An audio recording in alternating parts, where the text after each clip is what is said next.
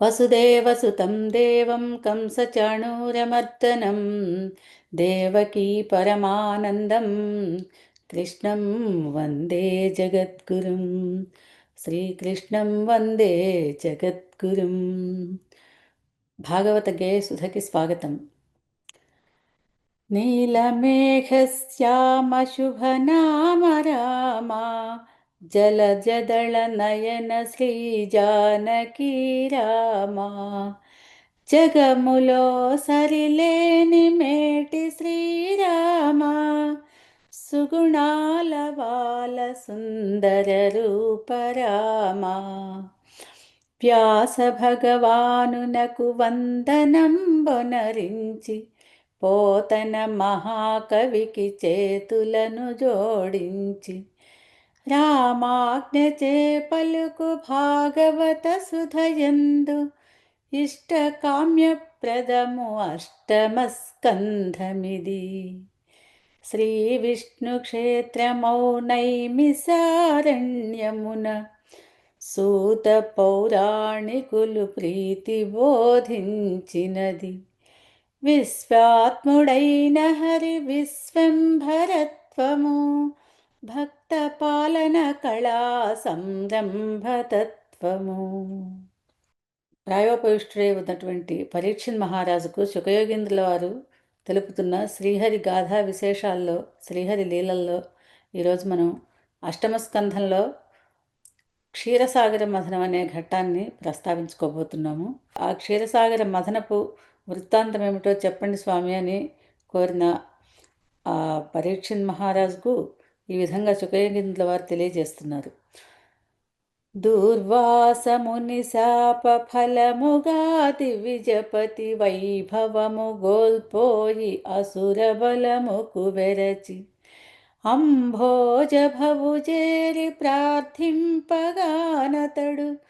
దేవతలతో కూడి హరిజేరి ప్రార్థించే. ఒకానొక సందర్భంలో దుర్వాస మహర్షిని అవమానించిన సందర్భంగా, అవమానించడం అంటే దుర్వాస మహర్షి శ్రీకృష్ణ ప్రసాదమైన పుష్పమాలికను దేవేంద్రునికి అది ప్రసాద రూపంగా అనుగ్రహించినప్పుడు దేవేంద్రుడు ఆ పూలమాలని తన ఐరావతం మీద వేస్తే అది కింద పడేసి కాలితో తొక్కడం జరిగిపోతుంది. ఆ విధంగా భగవత్ప్రసాదాన్ని అవమానించినందుకు కోపించి దుర్వాస మహర్షి నీ వైభవం అంతా కోల్పోతావుగాక అని దుర్వాసుడు శపించగా దేవేంద్రుడు తన సమస్త వైభవాన్ని కోల్పోతాడు అసురులతో జరిగిన యుద్ధాలలో. అటువంటి పరిస్థితుల్లో దీనతతో బ్రహ్మదేవుడి దగ్గరికి వెళ్ళి దేవతలంతా ప్రార్థన చేస్తే వెంటనే బ్రహ్మదేవుడు దేవతలందరినీ వెంటబెట్టుకొని విష్ణు భగవానుని దగ్గరికి వెళ్ళి విశ్వరూపుడవైన విష్ణు భగవానుడవు దాట శక్యముగాని మాయాస్వరూపుడవు జగమంత నీరూపు శంకరుడు నీ మనము నీ నుండి నిఖిలంబు సంభవించుట నిజము.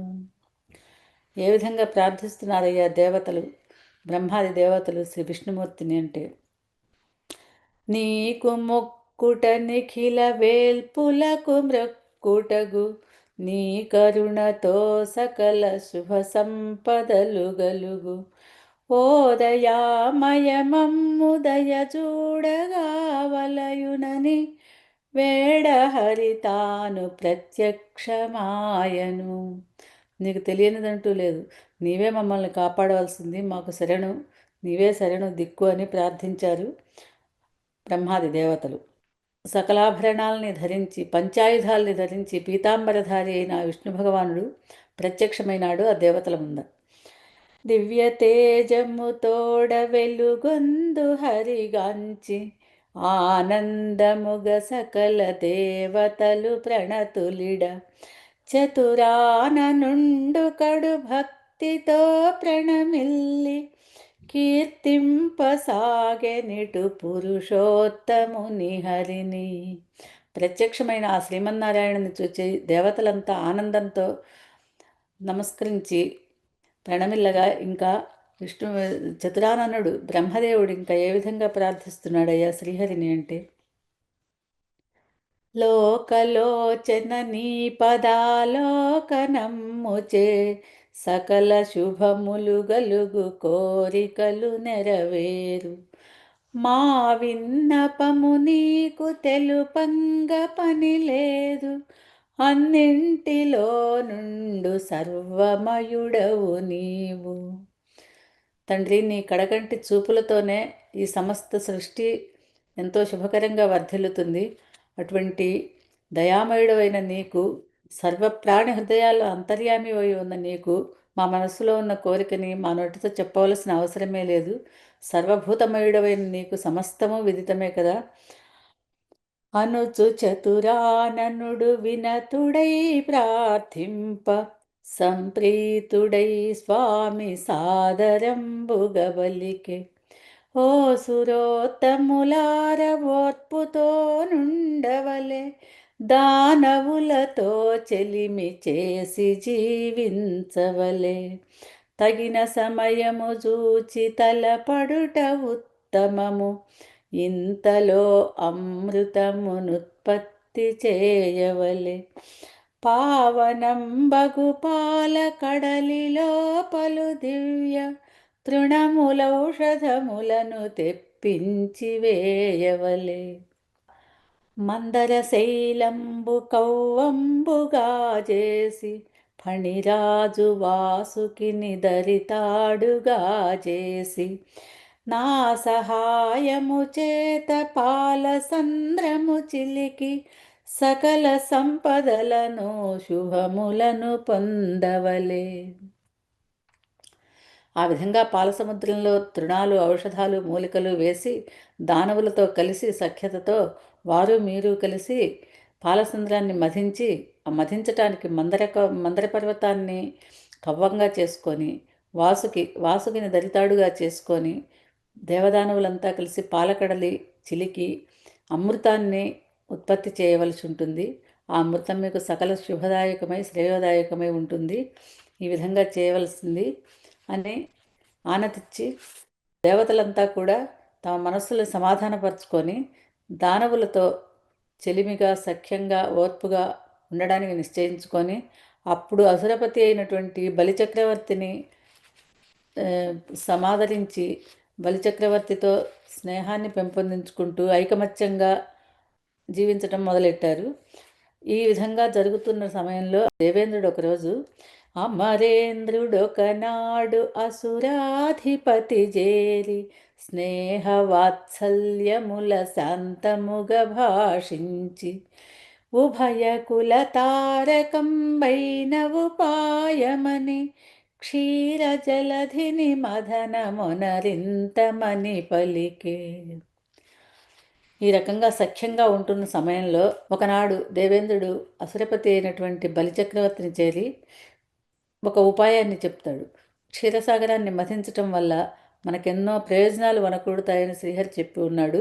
మనము ఆ విధంగా క్షీరసాగర మథనం చేసి ప్రయోజనాలను పొందుదాము అని చెప్పి ఒప్పించి క్షీరసాగర మథనానికి ఏర్పాట్లు చేస్తాడు దేవేంద్రుడు. దానవేంద్రుండంత దేవేంద్ర సహితుడై దేవదానవగణములను సిద్ధపరచుకొని, అమృతము సాధింప అతివేగ గమనమున మందర నగంబునకు వేగంబుగా జనెను. మనం మందర పర్వతాన్ని కవ్వంగా తీసుకొని, వాసుకిని దరితాడుగా తీసుకొని మనం ఈ క్షీర సముద్రాన్ని మధించవలసి ఉంటుంది అని దేవేంద్రుడు చెప్పినటువంటి ఉపాయానికి సమ్మతించిన వాడే బలిచక్రవర్తి వెంటనే తమ దానవ గణాలన్నింటినీ సిద్ధం చేసుకొని మందర పర్వతం దగ్గరికి చేరుకుంటారు దేవదానవులు.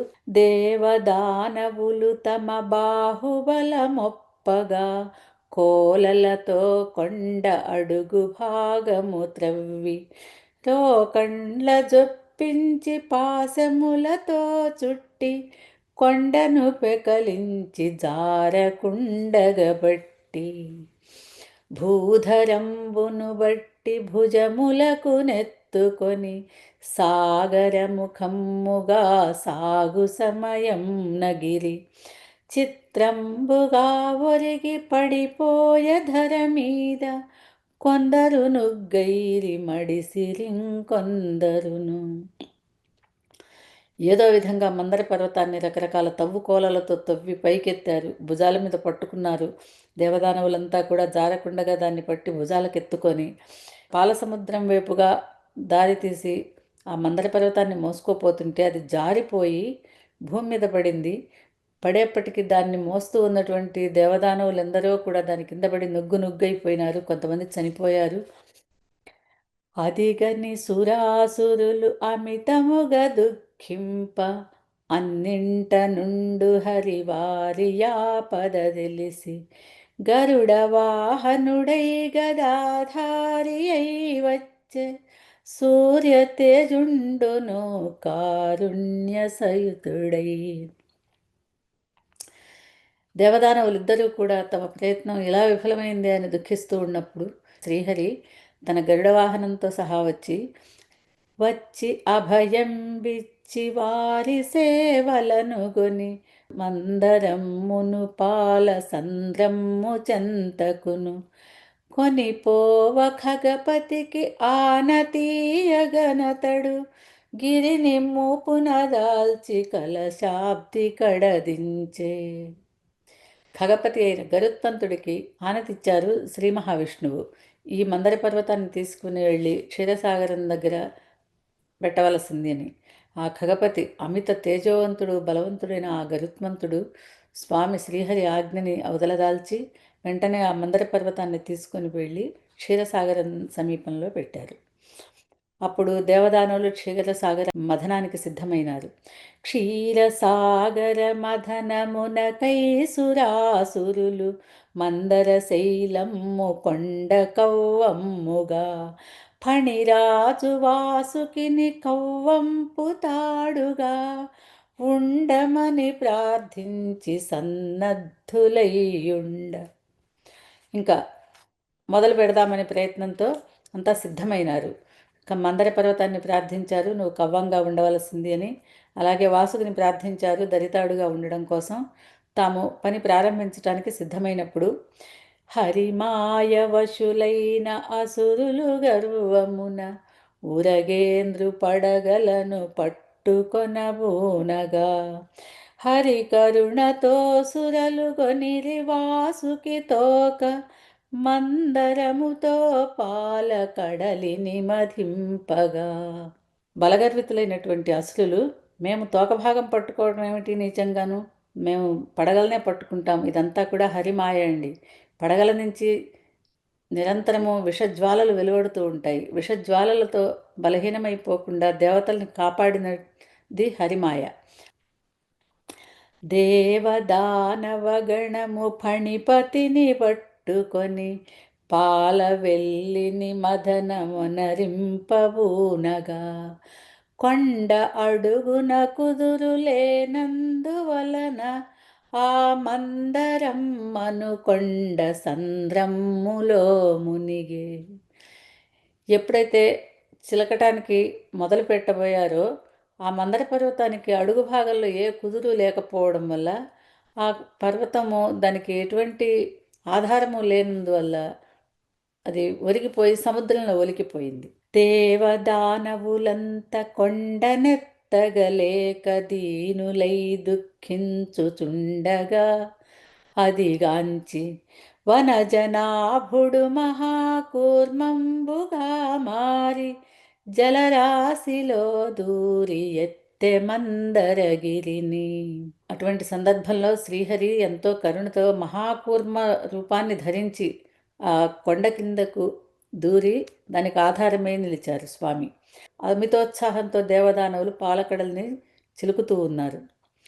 అల్లకల్లోలమగు ఆ పాల వెల్లిలో కోలాహలమ్ముతో హాలాహలము పుట్టె అల్లకల్లోలముగా అసురులును దేవతలు చెల్లా చెదరులై పరుగుదీసిరి భయమ్ముతో. ఆ విధంగా చిలుకుతూ ఉన్నప్పుడు అల్లకల్లోలమైపోతున్న ఆ క్షీర సముద్రంలోంచి భయంకరమైన దావానలం హాలాహలం పుట్టిందిట. అల్లకల్లోలమైపోయి ఎగసి పడుతున్న విషజ్వాలలకు తట్టుకోలేక దేవదానవులంతా చెల్లాచెదురులైపోయి భయంతో పరుగులు తీశారట. భుగ భుగ పొగలు చిమ్ముతూ, చిటపట నిప్పులతో చిమ్ముతూ, ధగ ధగ మంటలతో, ఫెళఫెళ ధ్వనులతో ఆ విషజ్వాలలు భయంకరంగా ఎదుర్కోలేని విధంగా అణువణువున మొత్తం నిండిపోతున్నాయి, పాతాళం నుంచి పైలోకం దాకా. ఎక్కడికి పారిపోతారు దేవతలు? బ్రహ్మాది దేవతలు కైలాసమును చేరి శంకరుని మందిరము ముంగిటను గుమికూడి శరణనుచు ప్రార్థనము చేసిరిటు శంకరుని శరణాగత త్రాణుడైన పరమేశ్వరుని. బ్రహ్మాది దేవతలంతా కలిసి కైలాస పర్వతానికి వెళ్ళి శంకరుడి ముంగిట్లో నిలబడి, ఈశ్వర మమ్మల్ని కాపాడు అని ఇంకా ప్రార్థిస్తూ ఉన్నారు. సత్యంబు ధర్మంబు ఓంకారములు నీవు, కాలక్రతువులు నీవు, త్రిగుణములు నీవు, మూడు మూర్తులకును మూడు లోకములకు మూడు కాలములకు మూలమే నీవు అని అనేక విధాల ఆ శంకరుని ప్రార్థిస్తూ ఉన్నారు. తండ్రి అర్థత్రాణ పరాయణ, మూడు కాలాలకి, మూడు లోకాలకి, మూడు జగాలకి అన్నిటికీ కూడా నీవే దిక్కు, నీవే శరణ్యం, నీవే మూలం, మమ్మల్ని కాపాడవయ్యా. పాలవెల్లిని చిలుక హాలాహలము పుట్టె, దానితో లోకముల కోలాహలము పుట్టె, ఇట్టి ఆపద నుంచి గట్టు దాటింపంగ, నీకంటే పరులేరి నిఖిల భూతేశ. సకల భూతాత్మకుడు అయిన స్వామి శంకర, పాలవెల్లిని చిలుకుతూ ఉంటే హాలాహలం భయంకరమైన అగ్నిజ్వాలలతో పుట్టిందయ్యా. దాన్ని నివారించగలిగిన వారు నీవు తప్ప మాకు ఇంకెవరున్నారు అని దీనంగా ఈ రీతిగా ప్రార్థనము సేయు సురలగని, ఈశ్వరుడు తన ప్రాణ సఖిని భవానిగని, వింటివే నళినాక్షి వీరియాపద నీవు, ప్రాణులను కాచుటే ప్రభువు కర్తవ్యంబు. పరహితమే పరమధర్మంబుగా భాసిల్లు, పరహితునకు పంచభూతములు హితమగును, హరియు జగములు మెచ్చవారింతు గరళంబు, గరళంబు భక్షించి లోకముల రక్షింతు అంటున్నారు మహాదేవులు. పార్వతీదేవి వంక చూస్తూ, వింటున్నావా ఈ దీనుల ఆర్తనాదాలు? వీళ్ళంతా మన సంతానం, ఈ ప్రజని రక్షించటమే ప్రభువు కర్తవ్యం కనుక వీరి ఆపద నుంచి గట్టెక్కిస్తాను. అటువంటి గరళాన్ని సేవించి నేను ఈ లోకాల్ని కాపాడుతాను. పరహితం చేసేవాడికి ఎప్పుడూ కూడా పంచభూతాలు హితకరంగానే ఉంటాయి. వీరి ఆపదని నేను గట్టెక్కిస్తాను అని పలుకు ప్రాణేశు వచనముల నాలించి, సకల జగతికి జనని సర్వమంగళ గౌరి, స్వామి మీ చిత్తంబునవధరింతురుగాక అని పలికె వినయమున తన ప్రాణ విభునిగని. ఏమంటున్నారు తల్లి అమ్మ పార్వతీదేవి? ఏమంటున్నది? తల్లి దయామయి, కరుణాస్వరూపిణి కనుక స్వామి మీ చిత్తం ఎలా ఉంటే ఆ విధంగా చేయండి, ఈ బిడ్డల్ని కాపాడవలసిన బాధ్యత మనదే అంటుంది. అంత పరమేశ్వరుడు హాలాహలముగంచి రమ్మనుచు గద్దించి, తన హస్తమున చేర్చి జంబూ ఫలము వలె ఆరగించెను విషము, నిలిపె కంఠమునందు పదిలము గగరళము. అంత ముల్లోకాలు ఆవరించి ఉన్నటువంటి అంత మహాగరళాన్ని కూడా ఒక చిన్న రూపంలోకి తీసుకొని వచ్చి ముద్ద చేసి ఒక జంబూ ఫలం వలె చేతిలో నిలిపి మృంగి దాన్ని కంఠంలో పదిలంగా నిలిపాట. ఎందుకు కంఠంలో నిలిపారు స్వామి? స్వామి ఉదరము సకల లోకముల నిలయము, లోకముల కాపాడుటే స్వామి నియమము, కనుక కంఠము నుండి జారనీయక విషము, నిలిపి ఈశుడు నీలకంఠుడయ్యను నిజము. ఆ మహాదేవుడు తన ఉదరం కూడా సర్వలోకాలకి నిలయం. స్వామి ఉదరంలోనే అనేక జగాలున్నాయి. జగత్తంతా ఉంది. జగదాధారుడైన ఆ పరమేశ్వరుడి ఉదరంలో సకల లోకాలు ఉన్నాయి. బయట సమస్త లోకము, సృష్టి, విశ్వము ఉన్నది. కనుక అన్ని లోకాల్ని కాపాడటమే స్వామి నియమం గనుక కంఠం నుంచి విషాన్ని కిందకి జారనీయకుండా లోపలి లోకాల్ని, బయటి లోకాల్ని కాపాడుతూ స్వామి నీలకంఠుడైనారు. శివుని హాలాహల భక్షణం బనుగాధ వినిన వారికి చదివిన వారికి నిగాని భయములన్నీయు తొలగి అభయంబులును గల్గు అగ్ని విషబాధలును కలుగవెన్నటికి. హాలాహల భక్షణం అనే గాథను వింటే ఎటువంటి ఫలశ్రుతియో చెబుతున్నారు సుఖయోగేంద్రుల వారు. భయాలనేవి తొలగిపోయి అభయాలు కలుగుతాయి. అగ్నిబాధలు కానీ విషబాధలు కానీ ఎన్నడూ కలగవు అని చెప్తున్నారు.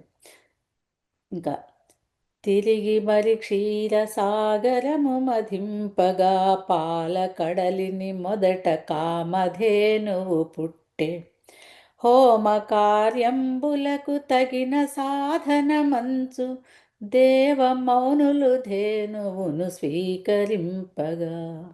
హలాహల భక్షణం అయిపోయిన అనంతరం దేవదానవులు ఈ కడలిని మళ్ళీ పాలకడలి మథనాన్ని కొనసాగించగా కామధేనువు పుట్టింది. కామధేనువు హోమకార్యాలకి తగిన వస్తువు ఇదని దేవమునులు దాన్ని తీసుకున్నారట.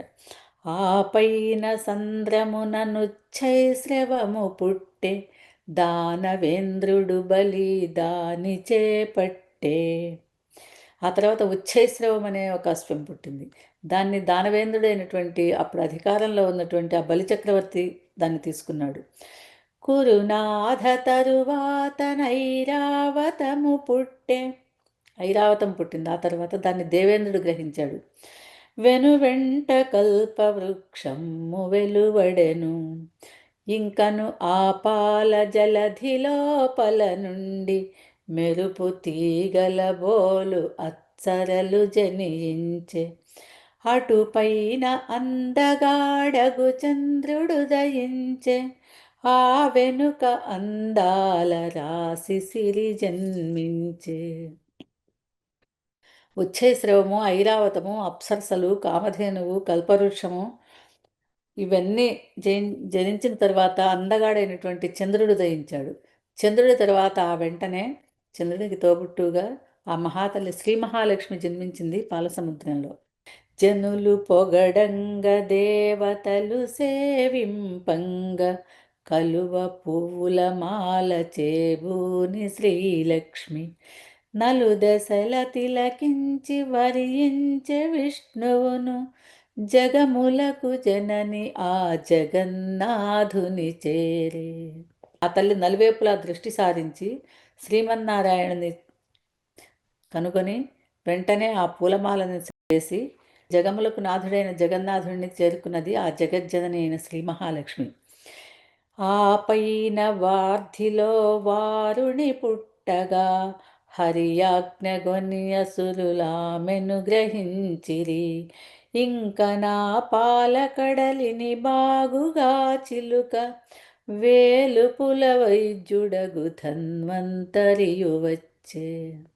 శ్రీ మహాలక్ష్మి కళ్యాణం ఎప్పుడైతే శ్రీమన్నారాయణుడితో జరిగిపోయిందో ఇంకా ఆ తర్వాత తమ ప్రయత్నాన్ని కొనసాగిస్తూ పాలవెల్లిని చిలికారు దేవదానవులు. ఆ తర్వాత వారుణి పుట్టింది. వారుణిని గ్రహించారు అసురులు. ఇంకా తర్వాత దేవతల వైద్యుడైనటువంటి ధన్వంతరి కడలి నుంచి వెడలి వచ్చాడు. అదిగాంచి దానవులు దేవతల వడద్రోసి అమృత కలశములాగి అపహరింపగజూచి దేవతలు దుఃఖింపవోదార్చ విష్ణుండు తన మాయతో సుధను సాధింతునని తెలిపి. ఎప్పుడైతే ధన్వంతరి అమృత కలశంతో సహా ఆ పాలసముద్రం నుంచి ఆవిర్భవించారో వెంటనే రాక్షసులు తమ ఆసురీ ప్రవృత్తితో ఒక్క నెట్టు నెట్టి దేవతలందరినీ పడద్రోసి అమృత కలశాన్ని లాక్కొని పరిగెత్తారు. దేవతలు దుఃఖిస్తున్నారు. ఇంత కష్టపడి అమృతాన్ని సాధించి దాన్ని పొందలేకపోతున్నామే, అయ్యో ఇది హస్తగతమైందే అని బాధతో దుఃఖిస్తూ ఉంటే శ్రీ మహావిష్ణువు వాళ్ళని ఓదార్చి నా మాయతో ఏ విధంగానైనా మీకు అమృతాన్ని సాధించి పెడతానని ఓదార్చారు స్వామి. అమృత కలశమునకై అసురులొండరులతో కలహింపజూచి హరి మందహాసము చేసి జగన్మోహనమైన మోహిని రూపమున సాక్షాత్కరించెనట దేవదానవులెదుట. స్వామి యొక్క మరొక అత్యద్భుతమైన రూపం జగన్మోహిని రూపం. అసురులు తమలో తాము కలహించుకుంటున్నారు, నాకు అంటే నాకు అని. ఆ అమృతాన్ని పంచుకోవడంలో వాళ్ళకు వాటాలు కుదరట్లేదు.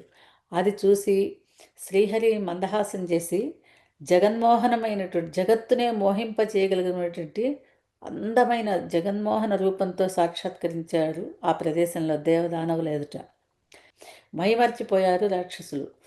ఆహా, ఏమి లావణ్యం, ఏమి అందం, ఏమి సింగారం, ఏమి సౌందర్యం, ఏమి సుకుమారం అని తమలో తాము అనుచు భాషించుచును మోహపరవశులగుచు కడకంటి చూపులకు కరిగిపోవు చుడాసి జవరాల నినుబోలు జాణయందున లేదు మా తగవులను దీర్చి పంచిపెట్టు ముసుధను.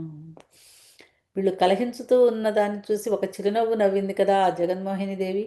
ఆ నవ్వుకి ఎంత పడిపోయారు అంటే ఆ రాక్షసులు మోహ పరవశులైపోయి ఆమె దగ్గరికి వెళ్ళి, నిన్ను పోలిన అందగత్తె, నిన్ను పోలిన జాణ ఎక్కడ ఈ ముల్లోకాల్లోనూ లేదు, మా తగువులన్నీ తీర్చి మాకు నువ్వే అమృతాన్ని పంచాల్సింది అని ఎంత లొంగిపోయారో చూడండి. ఆ సౌందర్యానికి దాసోహం అయిపోయారు ఆ దానవులు. వారి చేతిలోనే ఉన్నది కదా అమృత కలశం, ఆమెకిచ్చారు. మాకు పంచిపెట్టవలసింది నువ్వే, మా మధ్య తగువులు లేకుండాను అని. ఆ చూపులో మోహపరవశులైపోతున్నారు. వారికి ఇంకేమీ కూడా తెలియటం లేదు. అనివేడ మోహిని రూపుడగు హరి పలికె వాలు చూపులతోడ తేనె పలుకులతోడ దైత్యవరులారనా శక్తి వంచన లేక అమృతమ్మును మీకు పంపకము చేసెదను. నా శక్తి వంచన లేకుండా మీకు అమృతాన్ని పంచిపెడతానండి, రండి, చక్కగా స్నానజపాలు చేసి వచ్చి వరుసగా కూర్చోండి అని చెప్పి జగన్మోహిని అమృత పాత్రని తన చేతిలోకి తీసుకుని అని సుధా పాత్ర తన చేబూని మోహిని అమృతమును అందమును పంచగానే తెంచె స్నాన జపములు చేసి సంసిద్ధులయ్యున్న